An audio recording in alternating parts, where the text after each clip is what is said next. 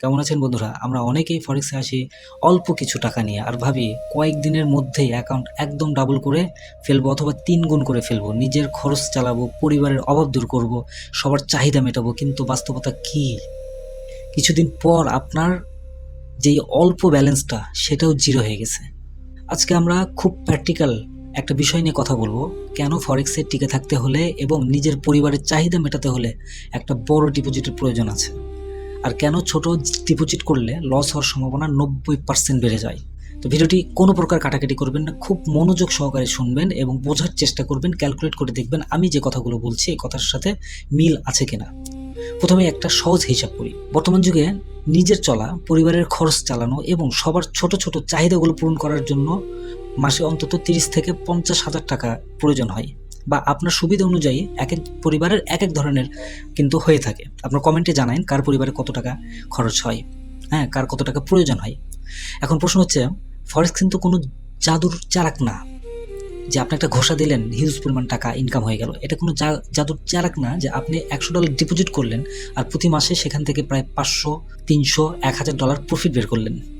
ফরেক্স একটি ব্যবসা, এটাকে ব্যবসা হিসেবে ধরুন। আন্তর্জাতিকভাবে একজন সফল ট্রেডারও মাস শেষে প্রায় মূলধনের 5 থেকে 10% প্রফিট করার একটা টার্গেট থাকে। তাহলে একটু ভেবে দেখুন, আপনার যদি $100 ডিপোজিট থাকে, তবে মাত্র 10% যদি আপনি প্রফিট করেন, তার মানে $10, যা বাংলাদেশি টাকায় 1200 টাকার মতো, ইন্ডিয়ান টাকায় 1000 টাকার মতো। এটা দিয়ে কি আপনার নিজের পরিবারের চাহিদা আপনি মেটাতে পারবেন? অবশ্যই না। এবং আপনার নিজের খরচও আপনি চালাতে পারবেন না, আপনি ইন্টারনেটের বিল পর্যন্ত দিতে পারবেন না এই অনলি 1200 টাকা দিয়ে। যখন আমাদের ব্যাকগ্রাউন্ডে পরিবারের বড় একটা চাহিদা থাকে আর অ্যাকাউন্ট থাকে একদম ছোট ডিপোজিট, তখন আমাদের মাথায় একটা মানসিক চাপ বা মেন্টাল প্রেশার তৈরি হয়। আমরা বাধ্য হয়ে বড় বড় লট সাইজ ব্যবহার করি, যেটাকে বলে ওভার ট্রেডিং এবং ওভার লিভারেজ। $100 ডিপোজিট যদি আপনি করেন আপনার অ্যাকাউন্টে, যদি আপনি প্রতিদিন $20 ইনকাম করতে চান, তাহলে আপনাকে অনেক বড় বড় রিস্ক নিতে হবে। আর ফরেক্স মার্কেটে একটু এদিক সেদিক যদি সামান্য একটু হয়ে যায়, তখন দেখবেন আপনার পুরো অ্যাকাউন্টটা জিরো হয়ে গেছে। অর্থাৎ পরিবারের চাহিদা তো মেটানোর দূরের কথা, এই তাড়াহুড়োর কারণে আপনার ট্রেডের যে লসটা হয়েছে এটা একদম জিরো হয়ে যাওয়ার কারণে আপনি মানসিকভাবে একদম ভারসাম্য হারাই ফেলবেন। ঠিক এই কারণেই বড় বড় ডিপোজিট বা পর্যাপ্ত ক্যাপিটাল অবশ্যই প্রয়োজন হয় ফরেক্সে। দেখেন, আপনার অ্যাকাউন্টে যদি জাস্ট একটা ফিল করেন, আপনার মানসিক প্রশান্তিটাই হচ্ছে ফরেক্স ট্রেডিংয়ের মেইন সাবজেক্ট।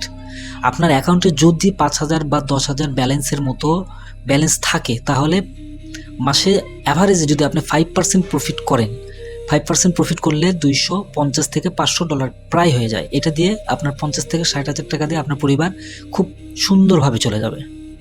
এখন রিস্কের বিষয়ে আসি। বড় ডিপোজিট থাকলেই আপনাকে বড় বড় লট যে ব্যবহার করতে হবে, বিষয়গুলো কিন্তু এমন না। খুব ছোট রিস্ক নিয়ে স্টপ লস ব্যবহার করে আপনি রিল্যাক্সে ট্রেড করতে পারেন। মার্কেট যদি আপনার কিছুটা বিপরীতেও যায়, আপনার অ্যাকাউন্ট জিরো যদি হয়ে যায়, তারপরও আপনার কোনো ভয় থাকবে না, কারণ আপনার ব্যাকআপ ব্যালেন্সগুলো আপনার অবশ্যই আছে। যখন আপনি জানবেন যে অল্প রিস্ক নিলেই আপনার পরিবারের চাহিদা মিটে যাচ্ছে, তখন আপনি কখনোই ইমোশনাল হয়ে ট্রেড করবেন না। আর ইমোশনাল না থাকলে ট্রেডিংয়ে যে লস হবে না, লস হওয়ার সুযোগ কোনোভাবেই থাকবে না। এটা আমি 100-র মধ্যে 100% আমি গ্যারান্টি দিয়ে বলছি। স্টপ লস হিট করবে, কিন্তু আপনার ক্যাপিটাল আপনি হারাবেন না কখনোই।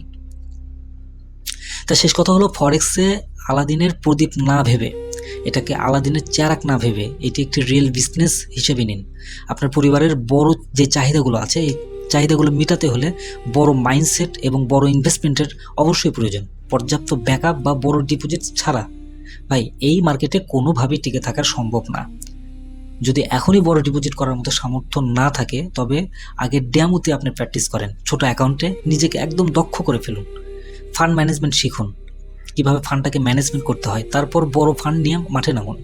যাই হোক, ভিডিওটি কেমন লাগলো অবশ্যই কমেন্ট করে জানাবেন। ফরেক্স নিয়ে আরও বাস্তবসম্মত যদি কোনো ভিডিও পেতে চান, এই চ্যানেলটি সাবস্ক্রাইব করবেন এবং টেলিগ্রাম চ্যানেলে আরও আপডেট পাওয়ার জন্য টেলিগ্রাম চ্যানেলে অবশ্যই জয়েন করবেন।